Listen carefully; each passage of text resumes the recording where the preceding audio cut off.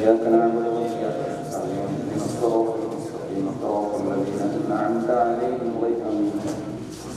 بسم الله الرحمن الرحيم قل هو الله أحد الله الصمد لم يلد ولم يولد قل هو الله أحد الله الصمد لم يلد ولم يولد ولم يكن له كفوا أحد.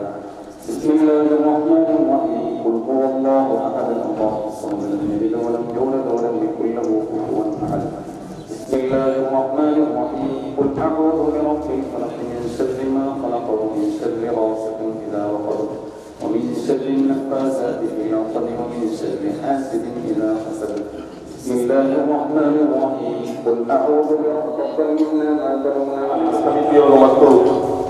ಈ ಪ್ರದೇಶದ ಹಿರಿಯರು ಮತ್ತು ಯುವಕರು ಸೇರಿಕೊಂಡು ಈ ಮಸೀದಿಯ ಪವಿತ್ರವಾದ ಶುಕ್ರವಾರದ ನಮಾಜಿನ ನಂತರ ಈ ದೇಶದಲ್ಲಿ ಬಡವರ್ಗ ಮತ್ತು ಅಲ್ಪಸಂಖ್ಯಾತರ ಮತ್ತು ದಲಿತ ವರ್ಗವನ್ನು ಬಡವರನ್ನು ಈ ದೇಶದಿಂದ ಒತ್ತುಗೂಡಿಸುವಂತಹ ಒಂದು ಕಾರ್ಯಕ್ಕೆ ಕೇಂದ್ರ ಸರ್ಕಾರವು ನಾಡಿಯಾಗುವಂತಹ ಒಂದು ಸಂದರ್ಭದಲ್ಲಿ ಈ ದೇಶದಲ್ಲಿರುವ ಪ್ರತಿಯೊಬ್ಬ ನಾಗರಿಕರು ಕೂಡ ಈ ಒಂದು NRC NPR CAA ಎಂಬ ಒಂದು ಕಾಯ್ದೆಯ ವಿರುದ್ಧ ದೇಶಾದ್ಯಂತ ಬೃಹತ್ ಪ್ರತಿಭಟನೆಯನ್ನ ತೋರಿಸುತ್ತಾ ಇರುವುದು ನಮ್ಮ ದೇಶದಲ್ಲಿ ಇನ್ನೂ ಕೂಡ ಆ ಮಾನವೀಯ ಮೌಲ್ಯ ಜೀವಂತ ಇದೆ ಅನ್ನೋದಕ್ಕೆ ಒಂದು ದೊಡ್ಡ ಉದಾಹರಣೆ ಅಂತ ನಾನು ತಿಳ್ಕೊಂಡಿದ್ದೇನೆ. ಈ ಮಂಗಳೂರಿನಲ್ಲಿ ಇತ್ತೀಚೆಗೆ 100 ಜನ ಯುವಕರು ತಮ್ಮ ನೋವನ್ನು ಸಮಾಜಕ್ಕೆ ತೋರ್ಪಡಿಸುವಂತಹ ಒಂದು ಸಂದರ್ಭದಲ್ಲಿ ಯಾವ ರೀತಿಯ ದಬ್ಬಾಳಿಕೆ ಮತ್ತು ವಿನಾಕಾರಣಗಳನ್ನು ಇಟ್ಟುಕೊಂಡು ಸಮುದಾಯದ ಯುವಕರ ಮೇಲೆ ಗೋಲಿಬಾರನ್ನು ಮಾಡುವ ಮೂಲಕ ಈ ಸಮಾಜದ ಧ್ವನಿಯನ್ನು ಅಡಗಿಸುವಂತಹ ಒಂದು ಕಾರ್ಯ ನಡೆದಿದೆ. ಬಂಧುಗಳೇ, ಈ ಒಂದು ಕಾರ್ಯದಲ್ಲಿ ಈ ಒಂದು ಹೋರಾಟದಲ್ಲಿ ಶಹೀದಾದಂತಹ ಜಲೀಲ್ ಮತ್ತು ನಸೀರ್ ಅವರಿಗೆ ಅಲ್ಲಾಹನ ಪರಲೋಕದಲ್ಲಿ ಉನ್ನತವಾದ ಒಂದು ಸ್ವರ್ಗವನ್ನು ನೀಡಲಿ ಅಂತ ನಾನು ಪ್ರಾರ್ಥನೆ ಮಾಡ್ತಾ ಇದ್ದೇನೆ. ಬಂಧುಗಳೇ, ಅಲ್ಪಸಂಖ್ಯಾತರಿಗೆ ಬಹಳಷ್ಟು ಅನ್ಯಾಯಗಳು ನಡೆದಂತಹ ಸಂದರ್ಭದಲ್ಲಿ ನಮ್ಮ ಸಮುದಾಯವು ನಮಗೆ ಆಗಿದ್ದರಿಂದ ತೊಂದರೆ ಇಲ್ಲ. GST ಆಯಿತು, ನೋಟ್ ಬ್ಯಾನ್ ಆಯಿತು, ತ್ರಿವಳಿ ತಲಾಖ್ ಆಯಿತು, ಬಾಬರಿ ಮಸೀದಿ ಆಯಿತು, ಕಾಶ್ಮೀರದ ವಿಚಾರ ಬಂದಾಗ ನಾವೆಲ್ಲರೂ ನಮಗೆ ಆಗಿ ವಿಚಾರ ನಮಗೆ ತೊಂದರೆ ಇಲ್ಲ ಅಂತ ಹೇಳಿಸಿದೆವು. ನೋಟ್ ಬ್ಯಾನ್ ಆದಾಗ ನಮಗೆ ನಾವು ಬಡವಲ್ವಾ, ಏನಿದೆ ದುರ್ಬಲಲ್ವಾ, ಏನಾದ್ರೂ ಆಗಲಿ ಮೊಹಮ್ಮದ್ ಹಾದಿಯವರ ಹಣಲ್ಲ ಹೋಗುವುದಲ್ವಾ ಒಂದು ಭಾವನೆಯನ್ನು ನಾವು ಸುಮ್ಮನೆ ಕೂತ್ಕೊಂಡಿದ್ದೀವಿ.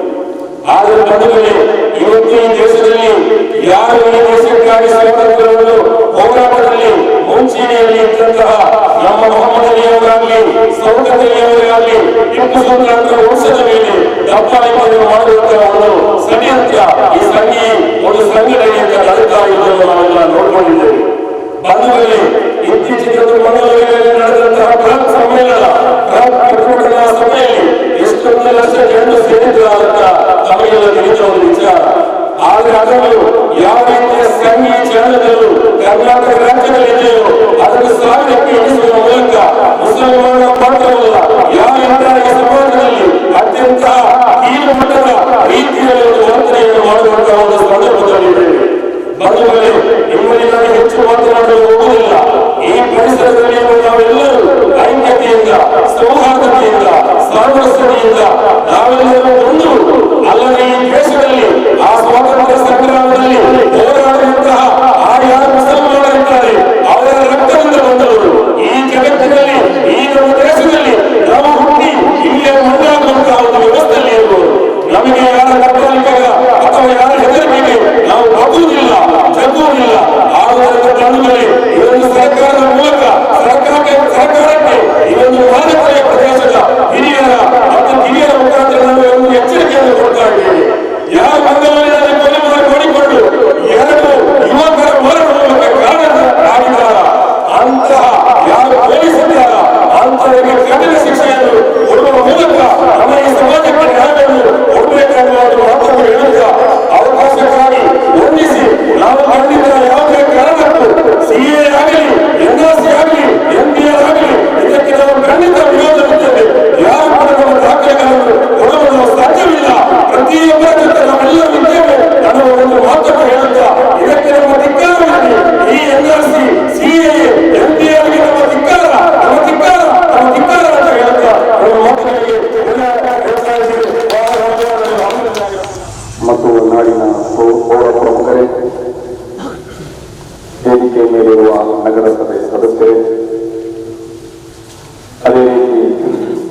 ಕೆಲಸವನ್ನಾಡಿಸುವ ಈ ನಾಡಪ್ರಿಯ ಎಲ್ಲ ಜಾತಿಯ ಮಾನವ ಸಮೂಹವೇ ನಮಗೆಲ್ಲ ತಿಳಿದಿರುವಂತೆ ದೇಶದ ಸರ್ಕಾರವನ್ನು ಈ ನಾಡಿನ ಪೌರರ ಮೇಲೆ ಸರ್ವೋಚ್ಚತೆಯಿಂದ ಹೇರಲು ಉದ್ದೇಶಿಸಿರುವಂತಹ NRC, ಅದೇ ರೀತಿ CA ಮತ್ತು NPR ನಂತಹ ಕಠಿಣ ಕಾನೂನು ಕರಾಳ ನಿಯಮವನ್ನು ವಿರೋಧಿಸಿ ಈಗಾಗಲೇ ನಾಡಿನಾದ್ಯಂತ ಎಲ್ಲ ರೀತಿಯಲ್ಲೂ ಕೂಡ ಅದಕ್ಕೆ ವಿರುದ್ಧವಾಗಿ ಪ್ರತಿಭಟನೆಗಳು ನಡೆಯುತ್ತಿವೆ. ಆ ಪ್ರತಿಭಟನೆಯ ಭಾಗವಾಗಿ ನಾವು ಕೂಡ ಈ ಮಸೀದಿಯ ಪರಿಸರದಲ್ಲಿ ಈಗ ನಾವು ಸಂಘಟಿಸಿದ್ದೇವೆ. ಪ್ರತಿಭಟನೆಯ ಕಾವು ಬೆಳೆಸುತ್ತಿದೆ. ಮೊನ್ನೆ ಮಂಗಳೂರಲ್ಲಿ ನಮ್ಮ ಇತರ ಸಹೋದರರಾದ ಜಲೀಲ್ ಮತ್ತು ಮಸೂದರವರು ಶಹೀದ್ ಆದರು ಅವರ ಪಾರ್ಥಿವ ಮೋಕ್ಷವು ಎಲ್ಲ ರೀತಿಯಲ್ಲೂ ಕೂಡ ಪೂರ್ಣಗೊಳಿಸಲಿ ಎಂದು ನಾನು ಮುನ್ಮಾತಿನೊಂದಿಗೆ ಪ್ರಾರ್ಥಿಸುತ್ತಿದ್ದೇನೆ. ಇಲ್ಲಿನ ಸೈನಿಕ ಬೆಂಬಲಿತ ಪೊಲೀಸರು ಅವರ ಜೀವನಕ್ಕೆ ಹೆಸರಿ ಹಾಡಿ ಪ್ರತಿಭಟನೆಯ ಕಾರಣ ಅಲ್ಲಿಗೆ ಮುಗಿಸಿಬಿಡುವ ಖುಷಿ ನಿರೀಕ್ಷೆಯೊಂದಿಗೆ ಈ ಸೈನಿಕ ಪೊಲೀಸರು ಓದಿಯೊಂದಿಗೆ ಇಬ್ಬರ ಜೀವನದೊಂದಿಗೆ ಆಟವಾಡಿದಾಗ ಎಲ್ಲ ರೀತಿಯಲ್ಲೂ ಕೂಡ ಇಲ್ಲಿನ ಪ್ರತಿಭಟನೆಯನ್ನು ನಿಯಂತ್ರಿಸಬಹುದು ಎಂಬ ನಿರೀಕ್ಷೆಯೊಂದಿಗೆ ಪೊಲೀಸರು ಮಾಡಿದ ಆ ಕುತ್ಸಿತ ಮನೋಭಾವವು ಈ ಪ್ರತಿಭಟನೆಯ ಕಾರಣವು ಇನ್ನೂ ಕೂಡ ಹೆಚ್ಚಿಸಿದೆ. ಕೇವಲ ನಗರದಲ್ಲಿ ಮಾತ್ರ ಸೀಮಿತಗೊಂಡಂತಹ ಆ ಪ್ರತಿಭಟನೆಯು ಜಲೀಲ್ ಮತ್ತು ನೌಕರರ ರಕ್ತದಿಂದ ಪ್ರೇರೇಪಿತವಾಗಿ ಎಲ್ಲ ನಾಡುಗಳು ಕೂಡ ಆ ಪ್ರತಿಭಟನೆಯನ್ನು ಕಾದಿರುತ್ತಲೇ ಇದೆ. ಆಡಳಿತವರ್ಗಗಳು ಪ್ರತಿಭಟನೆ ಕೊನೆಗೊಳ್ಳುತ್ತದೆ ಎಂಬ ನಿರೀಕ್ಷೆ ಇಟ್ಟಿದ್ದರೆ ಅದು ಖಂಡಿತವಾಗಿಯೂ ಕೂಡ ಎಲ್ಲ ರೀತಿಯಲ್ಲೂ ಕೂಡ ಅದು ಮೂರ್ಖತನದ ಪರಮಾವಧಿಯಾಗಿದೆ ಎಂದು ನಾನು ಮತ್ತೊಮ್ಮೆ ನಿಮ್ಮ ಮುಂದೆ ಹೇಳುತ್ತಾ ಇದ್ದೇನೆ. ಸಹೋದರರೇ, ಈ ಭಾರತ ದೇಶವು ಹಿಂದೂ ಮುಸಲ್ಮಾನ ಕ್ರೈಸ್ತ ಸಹಿತವಿರುವ ಎಲ್ಲ ಧರ್ಮೀಯರನ್ನಾಗಿದೆ ಈ ಭಾರತ ದೇಶವು. ಈ ಭಾರತ ದೇಶವು ಯಾವುದೇ ಒಂದು ಜಾತಿಗೆ, ಯಾವುದೇ ಒಂದು ಕೋಮಿಗೆ, ಯಾವುದೇ ಒಂದು ವರ್ಗಕ್ಕೆ ಸೀಮಿತವಾದದ್ದಲ್ಲ. ಹಿಂದೂ ಮುಸ್ಲಿಂ ಕ್ರಿಸ್ತ ಇಸ್ರಾಯಿ, ಹಿಂದೂ ಮುಸ್ಲಿಂ ಸಿಖ್ ಇಸ್ರಾಯಿ ಆಪಸ್ಮೇ ಭಾಯಿ ಭಾಯಿ. ಇಲ್ಲಿ ಎಲ್ಲ ಧರ್ಮೀಯರು ಕೂಡ ಪರಸ್ಪರ ಸೌಹಾರ್ದದೊಂದಿಗೆ ಜೀವಿಸುವ ಮಣ್ಣಾಗಿದೆ ಈ ಭಾರತ ಮಣ್ಣು. ಇಲ್ಲಿ ಯಾವುದೇ ಜಾತಿ ಇಲ್ಲ, ವರ್ಗವಿಲ್ಲ, ಇಲ್ಲಿ ಯಾವುದೇ ಕೋಮು ಭಾವನೆ ಇಲ್ಲ. ಎಲ್ಲರೂ ಕೂಡ ಸಮಾನತೆಯಿಂದ ಸಹಬಾಳ್ವೆಯಿಂದ ಜೀವಿಸುವಂತಹ ನಾಡಾಗಿದೆ ಈ ಭಾರತ ದೇಶ. ಈ ದೇಶದ ಮಣ್ಣಿಗಾಗಿ ಹೋರಾಡಿದ ಎಲ್ಲ ಧರ್ಮೀಯರ ದೇಶವಾಗಿದೆ ಈ ದೇಶ. ಆದ್ದರಿಂದಲೇ ಇಲ್ಲಿನ ಸಂವಿಧಾನವು ಇಲ್ಲಿ ಸಾರ್ವಭೌಮತೆಯ ದೇಶವಾಗಿ ಎಲ್ಲರಿಗೂ ಸಮಂಜತೆಯ ದೇಶವಾಗಿ ಇಲ್ಲಿನ ಸಂವಿಧಾನವು ಎಲ್ಲರಿಗೂ ಸಮಾನವಾದ ಅವಕಾಶಗಳನ್ನು ನೀಡಿದೆ. ಆದ್ದರಿಂದಲೇ ಈ ಭಾರತವನ್ನು ಒಂದು ಧರ್ಮಕ್ಕೆ ಸೀಮಿತವಾಗಿ ಅಥವಾ ಒಂದು ಧರ್ಮವನ್ನು ಹೊರಗಿಡಲು ಇಲ್ಲಿನ ಸಂಘ ಶಕ್ತಿಗಳು ಅಥವಾ ಕಾಂಗ್ರೆಸ್ ಸರ್ಕಾರವು ಅದಕ್ಕಾಗಿ ಪ್ರಯತ್ನಿಸುತ್ತಿರುವಾಗ ಈ ನಾಡಿನ ಮಕ್ಕಳಾದ ಎಲ್ಲ ಧರ್ಮೀಯರು ಕೂಡ ನಾಡಿನ ಉಚ್ಚಲಕ್ಕೂ ಮೂಲಕ್ಕೂ ಹಳ್ಳಿ ಕೇಂದ್ರಗಳು ಕೂಡ ಅದಕ್ಕೆ ವಿರುದ್ಧವಾಗಿ ಇಲ್ಲಿನ ಸಂವಿಧಾನದ ಮೂಲ ಆಶಯವನ್ನು ರಕ್ಷಿಸಬೇಕೆಂಬ ಧ್ಯೇಯದೊಂದಿಗೆ ಹೀಗಿಳಿದು ಹೋರಾಡುತ್ತಾ ಇದ್ದಾರೆ. ಎಲ್ಲ ರೀತಿಯಲ್ಲೂ ಕೂಡ ಆ ಹೋರಾಟದಲ್ಲಿ ಎಲ್ಲ ಧರ್ಮೀಯರು ಕೂಡ ಕೈಗೊಳಿಸಿದಂತಹ ಮಿಲಿಯನ್ ವೆಚ್ಚದಲ್ಲಿ ಅಥವಾ ಲಕ್ಷ ಕೋಟಿ ವೆಚ್ಚದಲ್ಲಿ ಇಲ್ಲಿ ಎಲ್ಲ ಧರ್ಮೀಯರು ಕೂಡ ಹೋರಾಟಕ್ಕೆ ಇಳಿದಿದ್ದಾರೆ. ದೇಶದ ವಿವಿಧ ವಿದ್ಯಾಲಯಗಳಲ್ಲಿ, ದೇಶದ ವಿವಿಧ ವಿದ್ಯಾ ಕೇಂದ್ರಗಳಲ್ಲಿ, ದೇಶದ ವಿವಿಧ ಮಸೂದೆಗಳಲ್ಲಿ ಎಲ್ಲರೂ ಕೂಡ ಈ ಹೋರಾಟಕ್ಕಾಗಿ ನೀತಿಗಿಳಿದು ನಮಗೆ ಕಾಣಲು ಸಾಧ್ಯವಾಗಬಹುದು. ಎಷ್ಟೋ ಮಂದಿ ಇಲ್ಲಿ ಇದಕ್ಕಾಗಿ ಶಹೀದರಾಗಿದ್ದಾರೆ. ಅದರಲ್ಲಿ ಮುಸಲ್ಮಾನರು ಇದ್ದಾರೆ ಮತ್ತು ಇತರ ಧರ್ಮೀಯರಿದ್ದಾರೆ. ಎಲ್ಲ ಧರ್ಮೀಯರು ಕೂಡ ಈ ದುಷ್ಟ ಸರ್ಕಾರದ ಈ ಮಾಜಿದ ಸರ್ಕಾರದ ಕಾನೂನುಗಳಿಗಾಗಿ ಅವರು ಇಲ್ಲಿ ವೀರ ಮರಣವನ್ನು ತಿಂದು ನಮಗೆ ಕಾಣಲು ಸಾಧ್ಯವಾಗಬಹುದು. ಆದ್ದರಿಂದ ನಮಗೆ ಇಲ್ಲಿನ ಭಾರತ ಸರ್ಕಾರದಲ್ಲಿ ನಮಗೆ ಹೇಳಲಿಕ್ಕಿರುವುದು ಈ ಕರಾಳ ಕಾನೂನನ್ನು ನೀವು ಮಾಡಿದ ದೇಶಕ್ಕೆ ಮಾಡಿದ ಅನ್ಯಾಯವಾಗಿದೆ, ದ್ರೋಹವಾಗಿದೆ. ಅದನ್ನು ಎಲ್ಲ ರೀತಿಯಲ್ಲೂ ಕೂಡ ಈ ದೇಶದ ಪ್ರಜೆಗಳು ತಿರಸ್ಕರಿಸಿದ್ದಾರೆ ಎಂಬ ಒಂದು ವಿಷಯವನ್ನು ನಿಮಗೆ ನಾವು ಹೇಳಲು ಉದ್ದೇಶಿಸುತ್ತೇವೆ. ಭಾರತದ ಈ ಪಾರ್ಲಿಮೆಂಟಿನ ಪ್ರತಿ ಸದಸ್ಯರು ಕೂಡ ಪಾಲಿಸಲು ಮಾಡಿದ ಈ NRC ಮತ್ತು CA ಯಂತಹ ಕರಾಳ ಕಾನೂನನ್ನು ಎಲ್ಲ ರೀತಿಯಲ್ಲೂ ಕೂಡ ಧಿಕ್ಕರಿಸಿದ್ದಾರೆ, ಎಲ್ಲ ರೀತಿಯಲ್ಲೂ ಕೂಡ ತಿರಸ್ಕರಿಸಿದ್ದಾರೆ ಎಂದು ನಾನು ಮತ್ತೊಮ್ಮೆ ಹೇಳಿ ಇಚ್ಛಿಸುತ್ತಿದ್ದೇನೆ. ಅದೇ ರೀತಿ ಈ ಭಾರತ ಎಂಬ ಈ ದೇಶವೆಂಬ ಈ ಕೋಟಿನ ಈ ಎಲ್ಲ ಸದಸ್ಯರು ಕೂಡ ಎಲ್ಲರೂ ಕೂಡ ಈ ಕರಾಳವಾದ ಕಾನೂನನ್ನು ಎಲ್ಲ ರೀತಿಯಲ್ಲೂ ಕೂಡ ಕೊಟ್ಟಿದ್ದಾರೆ ಎಂದು ನಾನು ಹೇಳುತ್ತಾ ಇದ್ದೇನೆ.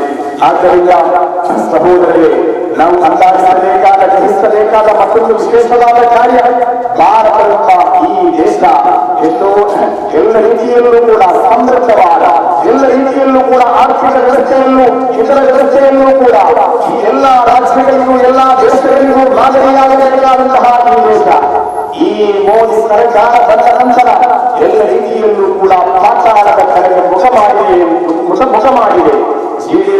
JDP ಸರ್ವ ರೀತಿಯಲ್ಲೂ ಕೂಡ ಪಾತಾಳಕ್ಕೆ ತಲುಪಿದೆ. ಅದೇ ರೀತಿ ಅರ್ಥವ್ಯವಸ್ಥೆಯಲ್ಲಿ, ಬ್ಯಾಂಕಿಂಗ್ ವ್ಯವಸ್ಥೆಯಲ್ಲಿ ಎಲ್ಲ ರೀತಿಯಲ್ಲೂ ಕೂಡ ಭಾರತ ಸರ್ಕಾರ ಪತನಗೊಂಡಿದೆ ಅಥವಾ ಕುಸಿತದತ್ತ ಮುಖ ಮಾಡಿದೆ ಎಂದು ನಮಗೆ ಪ್ರತಿನಿತ್ಯ ವಾರ್ತಾ ಮಾಧ್ಯಮಗಳಲ್ಲಿ ಎಲ್ಲ ರೀತಿಯಲ್ಲೂ ಕೂಡ ನಮಗೆ ಕಾಣಬಹುದಾದಂತಹ ವಿಷಯವಾಗಿದೆ. ನೌಕರರಿಗೆ ಸಂಬಳವಿಲ್ಲ, ಕೇಂದ್ರ ಸರ್ಕಾರ ನೌಕರರಿಗೆ ಸಂಬಳ ನೀಡುತ್ತಿಲ್ಲ, ನೌಕರರು ಬೀದಿಗಿಳಿದು ಕೇಂದ್ರ ಸರ್ಕಾರದ ವಿರುದ್ಧ ಹೋರಾಡುತ್ತಿದ್ದಾರೆ. ಅದೇ ರೀತಿ ಉದ್ಯೋಗ ನಷ್ಟವಾಗಿ ಯುವಕರು ಎಲ್ಲ ರೀತಿಯಲ್ಲೂ ಕೂಡ ಬೀದಿ ಪಾಲಾಗಿದ್ದಾರೆ. ಎಲ್ಲ ರೀತಿಯಲ್ಲೂ ಕೂಡ ಆ ಯುವಕರು ನೌಕರಿಗಾಗಿ ಅವರು ಕಲಿತದ್ದು ಎಲ್ಲ ರೀತಿಯಲ್ಲೂ ಕೂಡ ವೇಸ್ಟ್ ಆಗಿದೆ. ಅದೇ ರೀತಿ ಎಲ್ಲ ರೀತಿಯಲ್ಲೂ ಕೂಡ ಈ ಸರ್ಕಾರ ಸರ್ಕಾರಿ ಸಂಸ್ಥೆಗಳನ್ನು ಮೋದಿ ಅದೇ ರೀತಿ ಅದಾನಿಗೆ ಮಾಡಿಬಿಡುತ್ತಿದೆ. ಸರ್ಕಾರಿ ನೌಕರಿಗೆ ಯಾವುದೇ ರೀತಿಯಲ್ಲೂ ಕೂಡ ನೌಕರಿಯಲ್ಲಿ ಮುಂದುವರಿಯಲು ಇನ್ನು ಸಾಧ್ಯವಿಲ್ಲದಂತಹ ಅವಶ್ಯ ಬೀದಿಯಲ್ಲಿ ನೌಕರರು ಹೋರಾಡುತ್ತಿದ್ದಾರೆ. ಅದೇ ರೀತಿ ಈ ಮೋದಿಯವರು ಟ್ರಂಪ್ ಹೇಳಿಕೊಟ್ಟಂತಹ ಅಮೆರಿಕದ ಟ್ರಂಪ್ ಹೇಳಿಕೊಟ್ಟಂತಹ ಡಿಜಿಟಲ್ ಇಂಡಿಯಾ, ಅದೇ ರೀತಿ ಸ್ವೈಪ್ ಇಂಡಿಯಾ, ಅದೇ ರೀತಿ ಕ್ಯಾಶ್ಲೆಸ್ ಇಂಡಿಯಾ ಮಾಡಲು ಹೊರಟಿದ್ದಾರೆ. ಬ್ಯಾಂಕಿನಲ್ಲಿ ಹಣವಿಲ್ಲ. ಅದೇ ರೀತಿ ಇಂಟರ್ನೆಟ್ ಎಷ್ಟೋ ದಿನದಲ್ಲಿ ಕಟ್ಟಾಗಿದೆ. ಮಾತ್ರವಲ್ಲ, ಅಂತಾರಾಷ್ಟ್ರೀಯ ಮಟ್ಟದಲ್ಲಿ ಇಂಟರ್ನೆಟ್ ಕಟ್ಟಾದದ್ದು ಅತಿ ಹೆಚ್ಚು ಭಾರತದಲ್ಲಾಗಿದೆ. ಸ್ವೈಪ್ ಮಾಡಲು ಎಲ್ಲಿಯಾಗಿದೆ ಇಂಟರ್ನೆಟ್ ಇರುವುದು, ಅದೇ ರೀತಿ ಕ್ಯಾಶ್ಲೆಸ್ ಮಾಡಲು ಎಲ್ಲಿಯಾಗಿದೆ ಇಲ್ಲಿ ಇಂಟರ್ನೆಟ್ ಇರುವುದು. ಇಂಟರ್ನೆಟ್ ಇಲ್ಲದ ಈ ಭಾರತದಲ್ಲಿ, ಇಂಟರ್ನೆಟ್ ಕಡಿತಗೊಳ್ಳುವ ಈ ಭಾರತದಲ್ಲಿ ಡಿಜಿಟಲ್ ಮಾಡಲು ಹೋಗಿ ಎಲ್ಲ ರೀತಿಯಲ್ಲೂ ಕೂಡ ಹಸಿವು ತಿಮ್ಮುಡಿಯಾದಂತಹ ಒಂದು ಅವಸ್ಥೆಯಾಗಿದೆ ಈ ಮೋದಿಯ ಆಡಳಿತದಲ್ಲಿ ಭಾರತಕ್ಕೆ ಬಂದಿರದಂತಹ ದುರ್ಗತಿ. ಆದ್ದರಿಂದ ಈ ಮೋದಿಯವರು ಮಾಡಿದಂತಹ ವಾಗ್ದಾನಗಳು ಅಚ್ಚೆ ಇಂಡಿಯಾ ಇರಬಹುದು, ಅದೇ ರೀತಿ ಬ್ಲ್ಯಾಕ್ ಮನಿ ಇರಬಹುದು, ಯಾವುದೂ ಕೂಡ ಈ ಸಕಾರಗೊಳ್ಳಲಿಲ್ಲ. ಬದಲು ವಂಶಹತ್ಯೆ, ನರಹತ್ಯೆಯಂತಹ ಹುಲ್ಲರಿಗಳು ಈ ಭಾರತದಲ್ಲಿ ಎಷ್ಟೋ ಪಾಲು ಜಾಸ್ತಿಯಾದರೂ ನಮಗೆ ಕಾಣಲು ಸಾಧ್ಯವಾಗಬಹುದು. ಆ ಬೆದರಿಕೆಯ ಮೂಲಕ ನಮ್ಮ ಹಿಡಿತದಲ್ಲಿರುವಂತಹ ಈ ಗವರ್ಮೆಂಟ್ ಅನ್ನು ಇನ್ನೂ ಕೂಡ ವಿಭಜನೆಗಳ ಮೂಲಕ, ಧರ್ಮ ಆಧಾರಿತ ವಿಭಜನೆಗಳ ಮೂಲಕ ಈ ರಾಷ್ಟ್ರದ ಆಡಳಿತವನ್ನು ಇನ್ನೂ ಕೂಡ ತಮ್ಮ ಬಳಿ ಇಟ್ಟುಕೊಳ್ಳಲು ಈ ಮೋದಿ ಗಮನಿಸುತ್ತಿರುತ್ತಾರೆ. ಅದೇ ರೀತಿ ಫ್ಯಾಸಿಸ್ಟ್ ಸರ್ಕಾರಗಳನ್ನು ಗಮನಿಸುತ್ತಿದೆ. ಇವಿಎಂಗಳ ಕೈಚಳಕದ ಮೂಲಕವಾಗಿದೆ ಈ ಮೋದಿ ಇಲ್ಲಿ ಬಂದದ್ದು ಎಂದು ಕೆಲವರು ಆರೋಪಿಸುವುದು ನಮಗೆ ಕಾಣಬಹುದು. ನಮಗೆ ಈಗ ಅದು ಕೂಡ ಯಥಾರ್ಥ ನೈಜ ಎಂದು ನಮಗೆ ಮನದಟ್ಟಾಗುತ್ತಿದೆ. ಇವಿಎಂಗಳ ಮೂಲಕವಲ್ಲದೆ ಈ ಅನಕ್ಷರವಾದ ಯಾವುದೇ ರೀತಿ ವಿದ್ಯೆ ಇಲ್ಲದ ಈ ಮೋದಿಯಂತಹವರು ಈ ಭಾರತದಲ್ಲಿ ಆಳ್ವಿಕೆ ನಡೆಸಲು ವಿದ್ಯಾವಂತರಾದ ಆಳ್ವಿಕೆ ನಡೆಸದ ಈ ಭಾರತೀಯರು ಯಾವುದೇ ರೀತಿಯಲ್ಲೂ ಕೂಡ ಸಮ್ಮತಿಸಲಾರದು ಎಂದು ನಾವು ಈಗಾಗಲೂ ಮನಗಾಣುತ್ತಿದ್ದೇವೆ. ಇಲ್ಲಿನ ಕರ್ನಾಟಕದ ಒಬ್ಬ ಸಂಸದ ಹೇಳಿದಂತೆ ಎದುರಿಸಿದರೆ ನಾಲ್ಕಕ್ಷರವು ಕಾಣಲು ಸಾಧ್ಯವಿಲ್ಲ ಎಂದು ಪ್ರತಿಭಟನಾಕಾರರ ಬಗ್ಗೆ ಹೇಳಿದ್ದು ನಮಗೆ ಕೇಳಲು ಸಾಧ್ಯವಾಗಿದೆ. ಆದ್ದರಿಂದ ನಮಗೆ ಹೇಳಲಿಕ್ಕಿರುವುದು ಎದುರಿಸಿದರೆ ಈ 56 ಇಂಚಿನ ಈ ಪ್ರಧಾನಿ ಹೃದಯದಲ್ಲಿ ಎಷ್ಟು ಅಕ್ಷರ ಕಾಣಲು ಸಾಧ್ಯ ಎಂದು ನಮಗೆ ಸಂಶಯವಿದೆ. ಯಾವುದೇ ರೀತಿ ವಿದ್ಯಾವಂತರಲ್ಲದ ಇಂತಹ ಪ್ರಧಾನಿಗಳಿಂದ ಈ ಭಾರತವು ಖಂಡಿತವಾಗಿಯೂ ಪಾತಾಳದ ಎಲ್ಲ ರೀತಿಯಲ್ಲೂ ಅರ್ಥವ್ಯವಸ್ಥೆಯಲ್ಲೂ ಸರ್ವ ವ್ಯವಸ್ಥೆಯಲ್ಲೂ ಕೂಡ ಭಾರತವು ಪಾತಾಳದ ಕಡೆ ಮುಖ ಮಾಡುತ್ತಿದೆ ಎಂಬುದು ನಮಗೆ ಮನದಟ್ಟು ಮಾಡಲು ಸಾಧ್ಯ. ಮಾತ್ರವಲ್ಲ, ಭವಿಷ್ಯ ಕಾಲದಲ್ಲಿ ಬರುವ ಕಾಲದಲ್ಲಿ ಈ ಭಾರತದ ಅರ್ಥವ್ಯವಸ್ಥೆಯ ಬಗ್ಗೆ ಅರ್ಥಶಾಸ್ತ್ರದೆಲ್ಲರೂ ಕೂಡ ಬಹಳ ಹೆಸರಿಕೆಯನ್ನೇ ತೋರ್ಪಡಿಸುವುದು ನಮಗೆ ಕಾಣಲು ಸಾಧ್ಯವಾಗುವುದು. ಎಲ್ಲ ರೀತಿಯಲ್ಲೂ ಕೂಡ ಭಾರತ ನೆಲಕಸಿದೆ, ಭಾರತ ಪತನಗೊಂಡಿದೆ, ಪಾತಾಳದಲ್ಲಿದೆ. ಆದ್ದರಿಂದ ಈ ಭಾರತದ ಎಲ್ಲರೂ ಕೂಡ ಈ ಮೋದಿ ಆಡಳಿತವನ್ನು ಧಿಕ್ಕರಿಸಿ ಎಲ್ಲ ರೀತಿಯಲ್ಲೂ ಕೂಡ ಈ ಮೋದಿ ಮಾಡುವಂತಹ ಈ ಪಾಕಿಸ್ತಾನ ಸರ್ಕಾರಗಳು ಮಾಡುವಂತಹ ಈ ಕೋಮು ಭಾವನೆ, ದೇಶ ವಿಭಜನೆಯ ಅಂತಹ ಈ ಅನ್ಯಾಯವನ್ನು ಎಲ್ಲ ರೀತಿಯಲ್ಲೂ ಕೂಡ ಧಿಕ್ಕರಿಸಿ ಈ ಆಡಳಿತವನ್ನು ತೊಲಗಿಸಬೇಕು ಎಂದಾಗಿದೆ. ನಮಗೂ ಕೂಡ ಹೇಳಲಿಕ್ಕಿರುವುದು ಹಿಂದಿ ಹಮಾರಾ ವತನ್ ಹೇ, ಹಿಂದೂಸ್ತಾನ್ ಹಮಾರಾ. ಈ ಭಾರತ ದೇಶವು ನಮ್ಮ ದೇಶವಾಗಿದೆ, ಈ ಭಾರತವು ನಮ್ಮ ದೇಶವಾಗಿದೆ, ಇದು ನಮ್ಮ ನಾಡಾಗಿದೆ. ಇಲ್ಲಿಂದ ನಮ್ಮನ್ನು ತೊಲಗಿಸಲು ಯಾವ ಕಡೆಗೂ ಕೂಡ ಸಾಧ್ಯವಿಲ್ಲ ಎಂದಾಗಿದೆ ಈ ಸಭೆ ಎಲ್ಲ ರೀತಿಯಲ್ಲೂ ಕೂಡ ಘೋಷಿಸುತ್ತಿರುವುದು.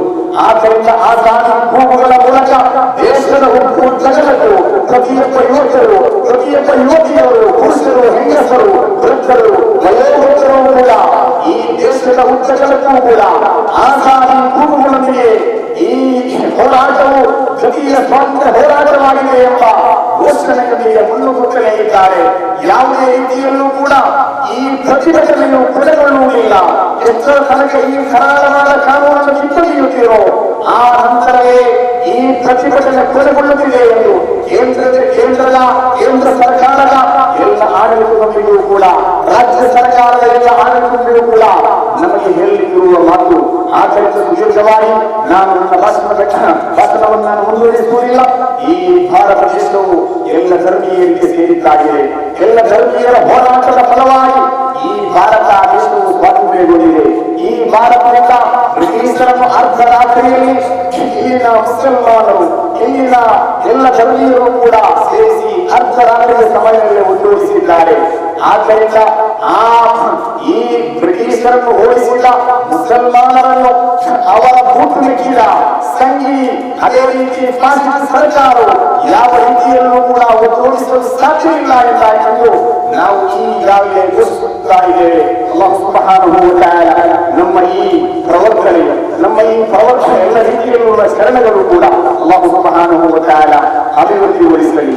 ಇನ್ನೂ ಕೂಡ ಈ ಭಾರತಕ್ಕಾಗಿ ಹೋರಾಡಲು ಅಲ್ಲಾಹ್ ಎಲ್ಲ ರೀತಿಯಲ್ಲೂ ಕೂಡ ನಮಗೆ ಯಶಸ್ಸನ್ನು, ಸೌಖ್ಯವನ್ನು, ಕರುಣೆಯನ್ನು ನೀಡಲಿ ಎಂದು ನಾನು ಪ್ರಾರ್ಥಿಸುತ್ತಾ ನನ್ನ ಮಾತಿಗೆ ಕಡಿವಾಣ ಸೇರಿದ ಎಲ್ಲರಿಗೂ ಕೂಡ ನಾನು ಅಭಿನಂದನೆಗಳನ್ನು ಸಲ್ಲಿಸುತ್ತಾ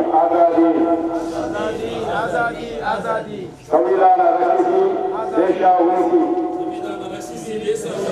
ಸಂವಿಧಾನ